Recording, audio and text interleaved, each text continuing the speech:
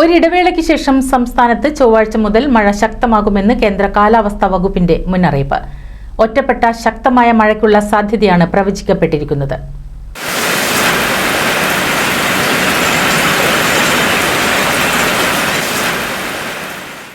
ചൊവ്വാഴ്ച മുതൽ വിവിധ ജില്ലകളിൽ യെല്ലോ അലർട്ട് പ്രഖ്യാപിച്ചിട്ടുണ്ട്.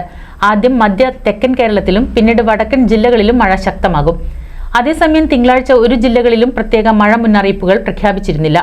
വരുന്ന മണിക്കൂറുകളിൽ കേരളത്തിലെ എറണാകുളം, തൃശൂർ ജില്ലകളിൽ ഒറ്റപ്പെട്ട ഇടങ്ങളിൽ ഇടത്തരം മഴയ്ക്കും മണിക്കൂറിൽ 40 കിലോമീറ്റർ വരെ വേഗത്തിലും ശക്തമായ കാറ്റിനും